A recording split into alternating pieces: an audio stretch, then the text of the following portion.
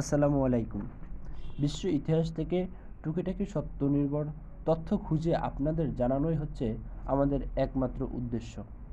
তাই আমাদের সাথে থাকার জন্য আহ্বান জানাচ্ছি। আজকের বিষয়টা হয়তো আপনারা ইতিমধ্যে বুঝতে পেরেছেন। আজকের বিষয়টা হতে যাচ্ছে ইসরায়েল ও ফিলিস্তিনের উত্থান ও পতন নিয়ে। তারা কিভাবে সৃষ্টি হলো সেই বিষয়ে টুকিটাকি জানাবার চেষ্টা করব। তাই চলুন ভিডিও শুরু করা যাক। সালটা 1997 সাল। তখনও ইহুদিরা নিজেদের একত্রিত করতে পারেনি। বিশ্বে ছড়িয়ে ছিটিয়ে আছে কিছুমাত্র ইহুদি সম্প্রদায়ের লোক। তখনও তারা যাযাবর জীবনযাপন পালন করত।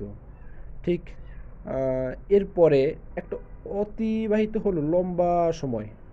সময়টা তখন 1914 সাল, প্রথম বিশ্বযুদ্ধের পরের ঘটনা।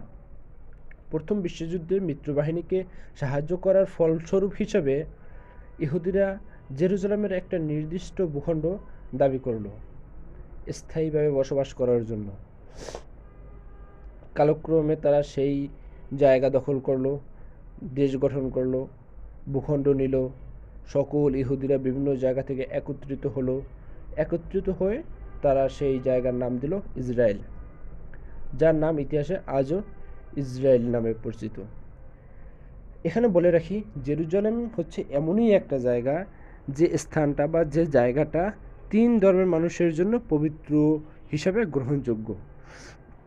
তাই এই স্থানকে কেন্দ্র করে আজকে সেই প্রাচীন কাল থেকে শুরু করে এত যুদ্ধ বিগ্রহ, মানুষ মারামারি, হানাহানি, যুদ্ধ, ধ্বংসলীলায় মানুষ মেতে উঠেছে।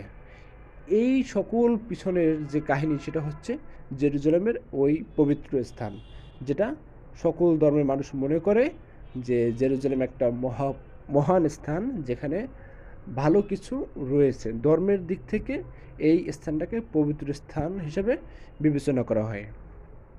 এর কারণে এই স্থানকে কেন্দ্র করে এত ভূ রাজনীতি সৃষ্টি হয়েছে।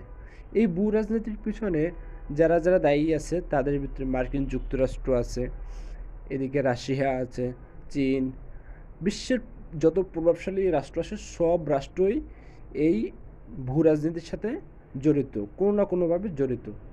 এর থেকে সবচেয়ে বেশি যারা ফলশ্রুতি হচ্ছে সেটা হচ্ছে ইসরায়েল শুধু ফিলিস্তিনের উপর আক্রমণ করতেছে এবং বরাবরই তারা অন্যায়ভাবে ফিলিস্তিনের মানুষকে হত্যা করতেছে। সেখানে না নারী আছে, না শিশু আছে, না বৃদ্ধ, না শ্রমিক, কোনো কিছু তারা বিচার না করে তারা অবিচারে শত শত লাখ লাখ মানুষ প্রতিনিয়ত হত্যা করতেছে। এবং এটা শুধু একদিন নয়, 2 দিন নয়, এটা যুগের পর যুগ এভাবে চলে আসতেছে, যেটা অন্যান্য বহির্বিশ্বের যে প্রভাবশালী নেতারা আছে তারা এটাকে প্রশ্রয় দিতেছে। কিন্তু কেন? এই প্রশ্নটা হয়তো আপনার মনেও আছে, আমার মনেও আছে। এই কেনর প্রশ্ন, এর উত্তর যদি আমাদের খুঁজতে হয় তাহলে আরও ইতিহাস ঘাটা লাগবো, আরও ইতিহাসের টুকটাকি জানা লাগবো, যার ভিডিও আমরা পরবর্তীতে আপলোড দেব। আপনারা আমাদের সাথে থেকে এই ভিডিওগুলো দেখতে পারবেন।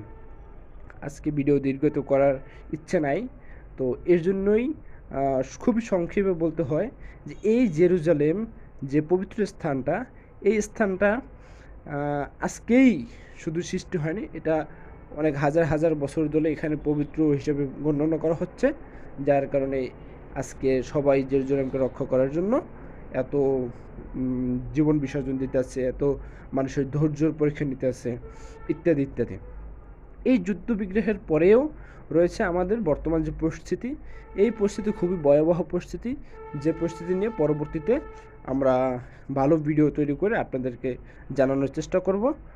আজকে ভিডিও দীর্ঘত না করার জন্য এখানেই বিদায় নিব। তো ততক্ষণ নিজের খেয়াল রাখবেন, সুস্থ থাকবেন।